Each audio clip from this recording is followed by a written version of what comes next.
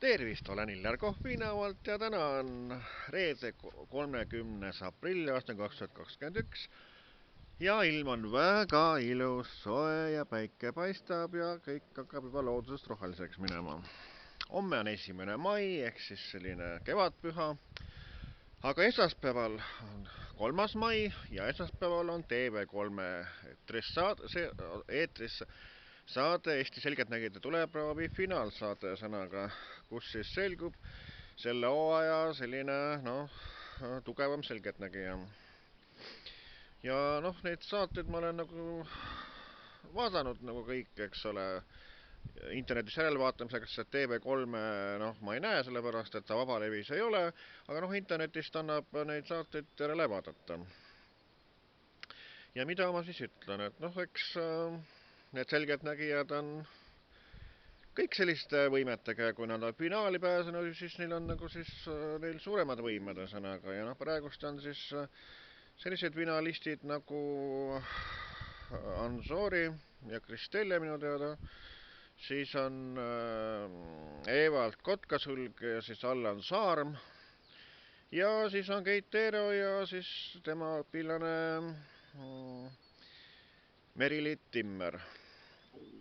Isiklikult olen ma nüüd teinud intervjuu praktiliselt kõikide nende selgeltnägijate õpilastega, sõnaga, ja siis Meri-Liit Timmeriga peaks ilmuma nüüd maikuu ajakirjas Saatussaladused minu intervjuu, mis on suisa esikaanelugu peaks olema.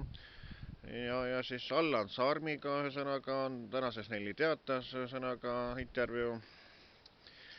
Aga kellele mina siis nagu pöialt eriliselt hoian?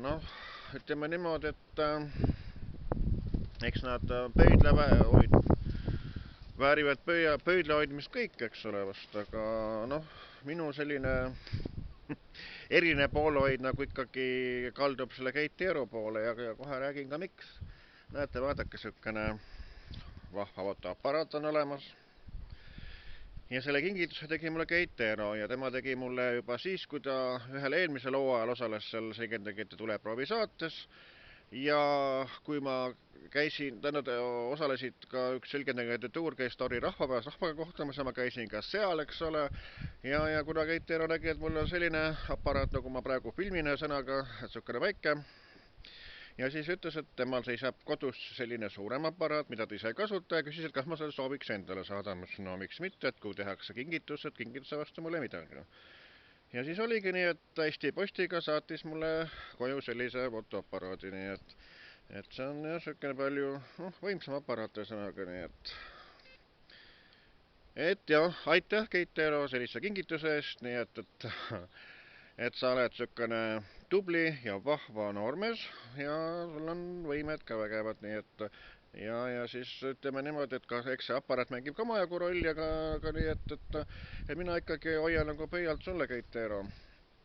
Ja seesamas ma ütlen, et eks ma hoian pöialt ka näiteks Allan Saarmile, kuna tema suhtleb minuga kenasti, kuigi tema õpetaja Evaldiga ei suhtle, sõnaga, kas tema on suhteliselt sükene ülbe või ninakas mees, kes isegi, kunagi ma olin Facebookis sõbrad, aga siis ta eemaldas mind sõprade hulgast ja mugu suhelda ei taha, sõnaga, et ära siis suhtle, kui sa ei taha, nii et ole siis upsakas edasi, kui tahad, aga siis Allan Saarm vähemalt, et suhtleb kenasti, annab mulle intervjuusid, nii et Allan Saarm hoian ka pöialt, aga eks see siis nüüd paistab, kes nendest finalistidest nagu siis võitjaks tuleb. Eks kindlasti see Gruusiamaa Kanzori on selline hästi võimekas, eks ole, aga siin tekkis seal finaalsaateel sükene probleem, et nad läksid seal tülli selle Hingvekeriga, eks ole, et seal hakkas sükene, käisid kusagil ülesannet lähenema, siis oli siis Anzorid torkinud seal mingisuguse vikati seal püsti ja sõnaga midagi seal põlema pannud ja sõnaga ja siis, et siis läks sellesse nii-öelda tüli lahti.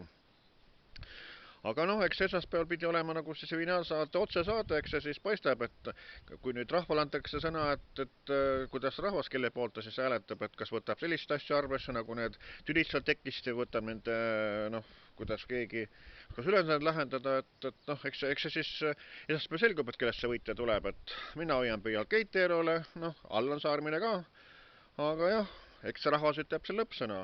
Nii ütlen mina, Hillar Kohvina.